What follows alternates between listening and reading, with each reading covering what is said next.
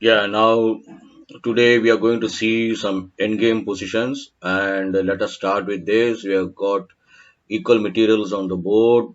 White has got two pawns, and so does black. And if you look at the position overall, you'll find that G2 pawn is blocked by the G7 pawn, and D4 pawn is taken care of by C6 pawn. Now, how to evaluate this position? First of all, as I've said number of times before going to the calculation of moves, one has to assess the position. Now, how to assess the position? As far as the materials are concerned, its material equality is there, absolute material equality. And as far as the structures are concerned, well, both the white pawns and both the black pawns are isolated. There is no pawn chain. But there are certain differences. What are those differences? The difference is major. What is a major difference? Can anyone just find out? Pause the video and find out. Well, the major difference is the king is on the fifth rank for white, and black's king is there on the second rank. Not that it really is very bad, but then it does have its own significant advantages. All right. Number two, it's white to play, and most glittering advantage. What is the most obvious advantage you find in all these things? In all the various in all the assessment, I should say.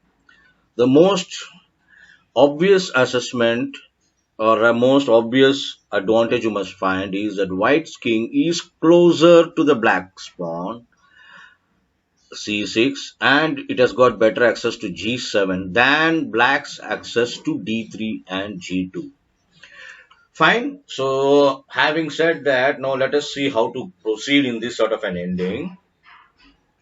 Now there are many moves to play. First of all, I have said, what is your plan? How to go about it? Looking at these positions, one should immediately come to a conclusion that this position cannot be won without creating a zugzwang, because at one point or the other you have to create a zugzwang wherein black makes a move and loses one of these pawns, enabling white to win. So how to create a zugzwang? There are many moves to play for white. For instance, white can come to uh, f5. White can push d4, white can push g3, white can push g4, white can push, uh, we can play something, any of these moves. First of all, how to select? Now d4, let us start with that. It controls c5. But what happens? What will be black's plan? Black's plan is to hold the opposition to prevent king f7, king d7. So suppose let us say white plays d4. Now black can simply play king d7, and suppose white plays king f5, black can play king d6. Then you have to come back here. Suppose you try to go to kg6. What happens? How to calculate? Now the way of calculating here is, okay, one way of calculating here is kd5, kg7, kd4, g4, c5, g5, c4, kf6, c3, g6, c2, g7, c1 queens, j queens. That's not the way. Is there a better way to calculate? Yes, it is. What is that? Black needs 1, 2, 3, 4, 5, 6, 7 moves to queen. White needs 1, 2, 3, 4, 5, 6, 7 moves to queen. So both are queening and it could be a draw. Right? You want to see that? King d5. Let us say king g7, king d4, g4, c5, g5, c4, g6, c3. Now let us say king f6, c2, g7, c1 queens, and g8 queens. So it's a draw. Nothing comes out of it. Okay. So now going back to the original position. So d4 doesn't work. Now what happens if when white king comes to f5, black king also comes to f7. So there's nothing much you can do over there. Now king f7. Okay. Now the third question is, what will happen if white comes to king f5, black comes to king f7? Then white plays either g3 or g4 or probably d4. Can anyone find out? Take a moment, pause the video.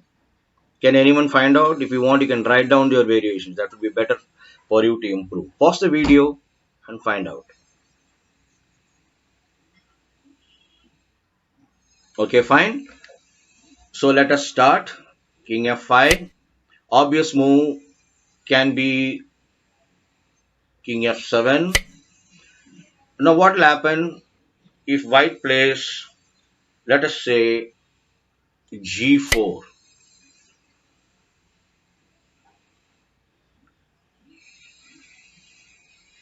And the next question is, how will black proceed?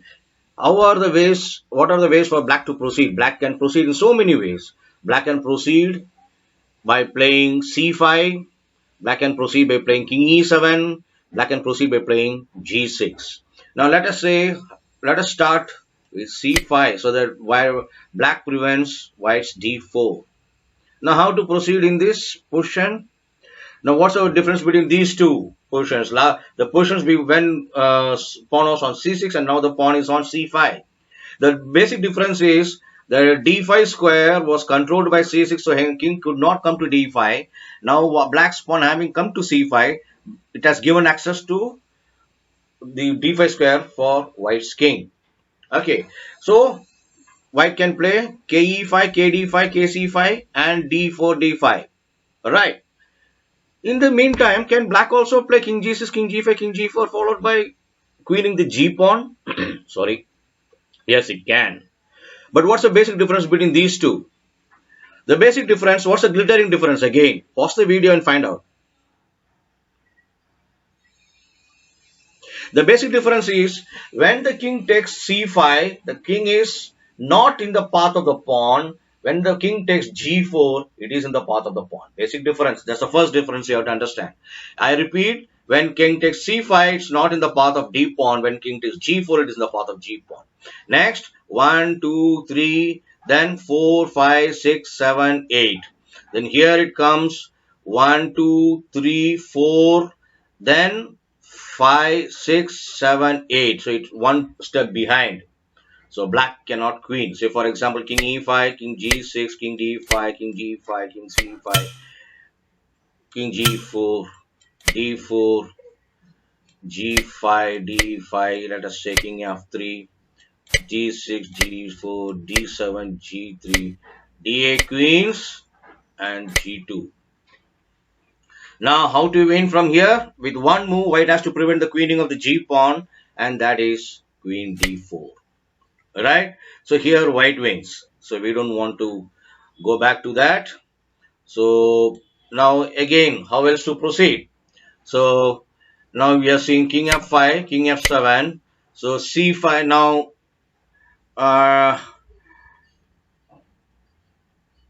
Let us say, what should we do now? King f5, king f7.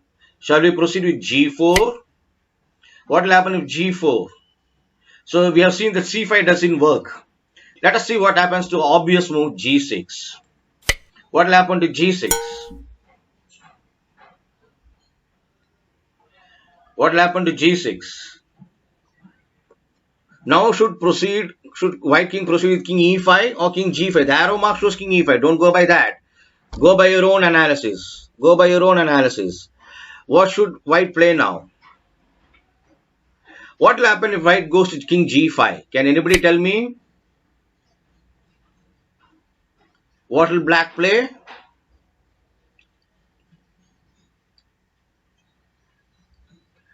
Yes, it's c5.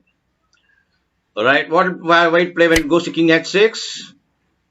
King f6, and here the black wins because white is to play either king h7 or g5 check. Either way to lose its pawn. Now suppose let us say white plays king g5, I mean g5 check, king f5, king h7, and the pawn is lost. Or if white plays king h7, then you have got king g5, king g7, and king g4, king g6, king f4, king f6, king d3, king e5, king d3, king d5, and c4, and the pawn is well protected. I mean, pawn goes on to queen because the king is behind the pawn. And also the pawn is protected by the king on d3, otherwise white will capture on c4.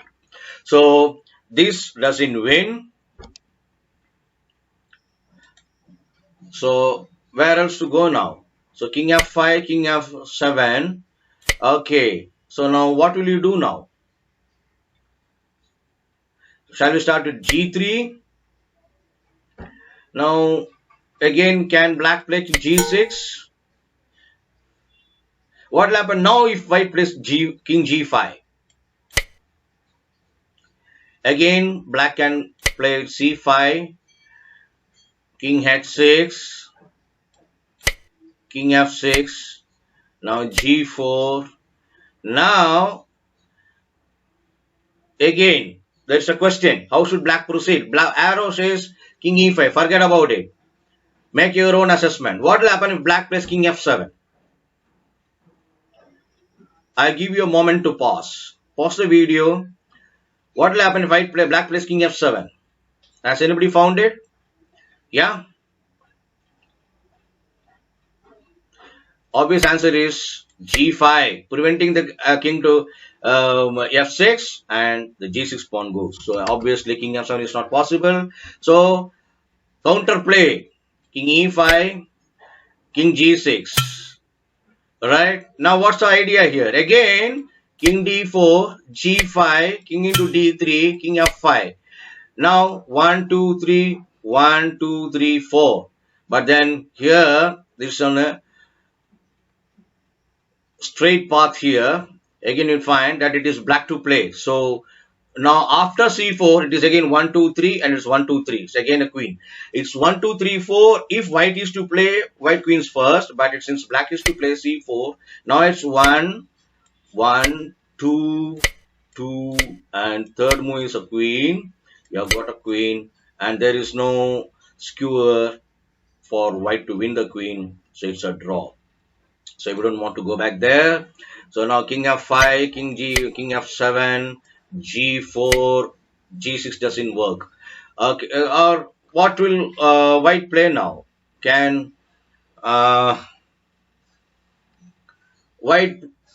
black play king e7? Now let us say king e7. What will white do? King g6. Now how to defend this position? Can black come and try to take the d3 pawn? That's too long a shot. So king f8. Now if g5, king g8, d4, and king f8. What will happen if king h7? Very simple, king f7. Now I got only either of the two moves, either go to king h8 or g6. Let us explore both. If you go to g6, it's a bit too much. It becomes black to win because king f6, king f8, and king into g6, black wins. So obviously that's not possible. So you go to king h8, king g6, king g8, king g5. This black wins because black comes and captures a d pawn, and white is behind the c pawn. So black wins. So in this position, that's also not possible. So now king e7. So we have found that g4 doesn't work. Now how to proceed first then? Can we proceed with g3? Yes, g3 is the move. Now what will happen? Now there are multiple threats for white. Now what is the idea of g3? First of all, you have to understand this is some sort of a non-committal move. This is some sort of a non-committal move. Plus, it is always better to have a move on hand, especially when you are trying to create a zugzwang for the opponent. it is always better to have an extra move on hand. So as a matter of principle, without going in for major calculations on whether you should go in for G3 or G4, if you have a thumb rule in your mind that it is better to have a move in hand so that it is easier to create a zugzwang for your opponent, then naturally the move G3 comes to your mind more than G4. Right. Now having said that, now G3, what are the options for white and what are the options for black? Now suppose black goes to D7, then how should white proceed? Should white proceed with king F5 or should white proceed with G4? Now, what will happen if white proceeds? Now, let us say black goes to king D7. Alright. Now, white has got an option of playing many moves here. One move is again D4, preventing C5. But when you play D4, what happens? Again, it's a draw. King E7, and again you play G4. Then you play king E7. If you play king F5, then okay. Again, let me ask you a question. What will happen if black plays KE7?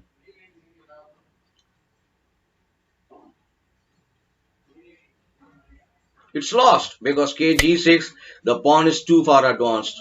KE6, king to G7, king D5, G5, and 1, 2, 3 plus 1 move 4, whereas 1, 2, 3, 4, 5, 6, pawn is too far behind. So that's not going to work. So when you play king F5, black will play king D6. Right? Now if you play to go to king G6, if you play king G6, now 1 again, 1, 2, 3, 4, 5, 6, 7, 1, 2, then 3, 4, 5, 6, 7. Both are queening, so it's going to be a draw. And so it's a draw, so that doesn't work. So D4 we have seen doesn't work. Right? So king D7, right. Now what happens if you go to king F5 in this position? Again the same move, king D6. So why king D6? Because there's no point in black trying to prevent this pawn. Prevent king capturing this G7 pawn. It's impossible. So counterplay. When there is no defense, counterplay is the best form of defense. Now if you come to king D6, 1, 2, 3, 4 plus 5, 6, 7, 8, 9. So totally 9 moves. Here you have got 1, 2, 3, 4, 5, 6, 7, 8. So it almost queens. So it doesn't matter much. Say for example king D6. Now if you play king G6, or you can even play king E5, right? King G7. Now is a very critical point. If you come to king F5, what will happen? This is also a draw. King F7, king G4, king E6, king into G3, king D6, king F3, king C6, king D3, king E3, I'm sorry, and the king is on time to capture the D pawn. So instead of doing that, what will we do?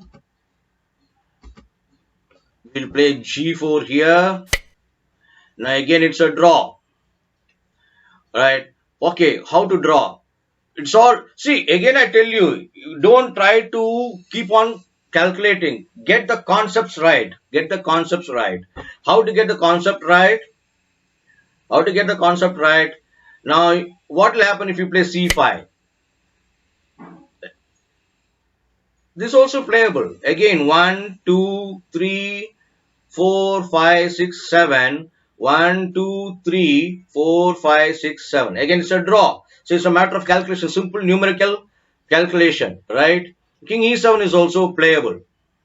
King E7, G5, King F7. Now, what will happen if you play G6, King E7? Now, what's the difference between King G6 and D4 and G6? Now you are seeing now you're seeing that this pawn blocks the entry of white's king into black's territory. The black's king penetration into white's king penetration into black's territory is made impossible by white's own pawn. So don't try to play g6 here.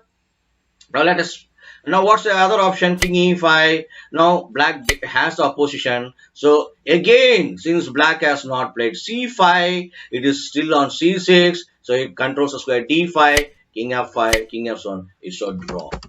So now we have seen that. So here g3, king d7. What should white play now? g4. As I told you, king now black can play many moves. Black can play king e7. Black can play g6. Black can play c5. Now, what is the best move? Let us see. Let us see one by one. Let us now see what happens to c5. Obviously, black goes to d5 because the c5 square is now occupied by the pawn. The d5 square has been vacated. So obviously, this is a winning move for white. White captures the c5 pawn and goes on to queens this pawn, and black loses. So obviously, c5 is not possible. Now the next option is e7. Now again, I tell you, more advanced, if the more advanced the pawn is, better for you to win. More advanced the pawn is, more the winning chances are. Provided it does not come under the theory of pawn pushed too far, where the pawn can be attacked by opponent's pieces and the pawn is lost. Here the king is in the vicinity of the pawn, so g5. Now, again, if black plays king f7, white plays king d6, captures this pawn. Again, I tell you, king f7, 1, 2, 3, 4, then you have got 5, 6, 7, 8, 9. Whereas after king f7, 1, 2, 3, 4, 5, 6, 7. So white is 2 moves ahead and it queens. And you need not keep on calculating king f5, king f7, king f7, king d6, king g6, king c6. No need to calculate. 1, 2, 3, 4, 5, 6, 7, 8, 9. Whereas after king f7, it's 1, 2, 3, 4, 5, 6, 7. So white is 2 moves ahead of black. So queening is prevented.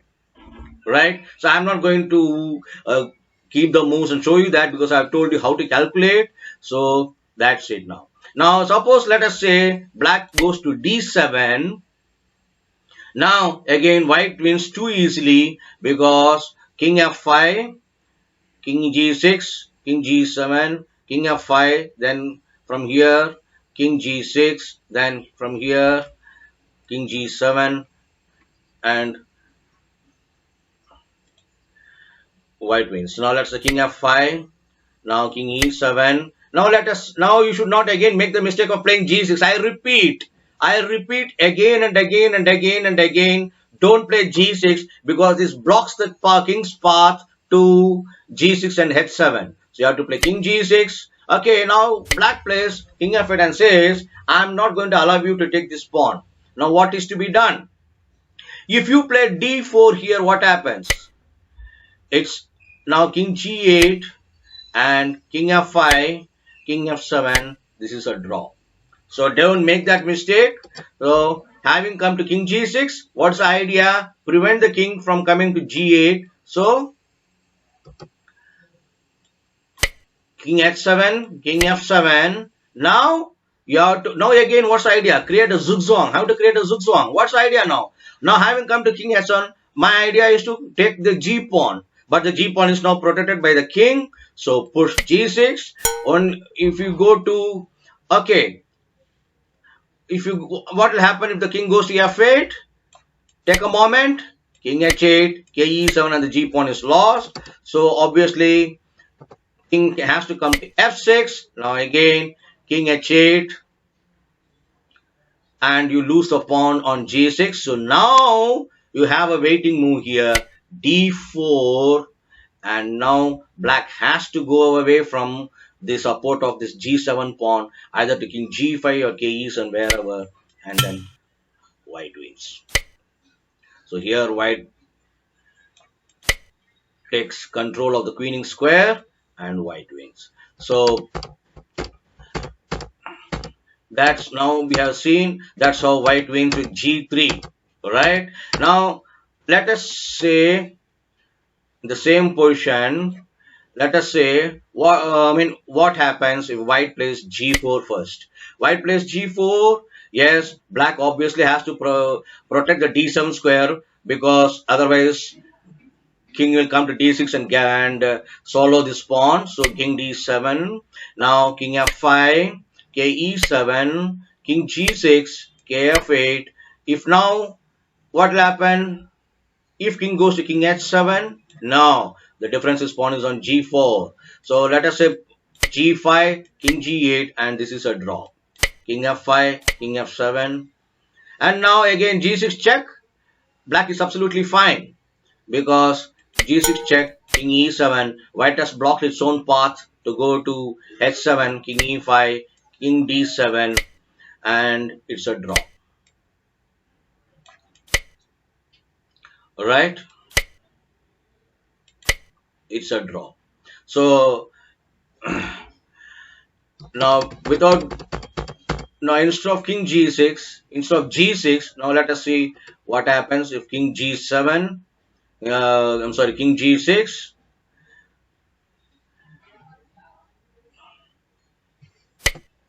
king f5, king f7, king e5, king e7, d4 now, protecting c5, king d7, again king f5, ke7, now again king g6, kf8, and it's a draw.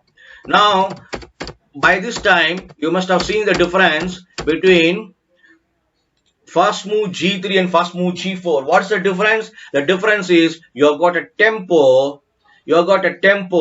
And the tempo is king g6 and king h7, whereas because of g4 you are not able to create the zugzwang. I repeat 2 points again and again. One thing is, when you have to create a zugzwang, always keep in mind it is better to have an extra move on hand. It could be varying from position to position, but this is a general thumb rule. When you plan to create a zugzwang, it is always better to have an extra move on hand. So keeping that theory in mind, no need to go in for a calculation of g4, g5, king f5, king d7 and all that. Straight away g3, and then again you start from that. So that's a process of elimination. So g4 is eliminated. Again, when you try to play g6 here, you must understand that the king's path to h7 is blocked by white's own pawn, and hence again it becomes a draw. And the third point is, even most of the time when you come to these sort of positions in a tournament, you will be having a lot of time pressure because it's an end game. So you can better calculate by what I said, the numerical calculation 1, 2, 3, 1, 2, 3, that how many moves it takes to capture the pawn and queen. And another most important point, when you capture the pawn, you suppose, let us say both the kings are capturing the pawns and both the kings are in a position to queen their pawns afterwards. If the king is in front of that pawn, then that particular side has to waste a move to move aside and allow the king pawn to queen, whereas if the king is not in the side of the pawn, or not in front of the pawn, then the pawn queens straight away. I hope you enjoyed this video. Thank you very much.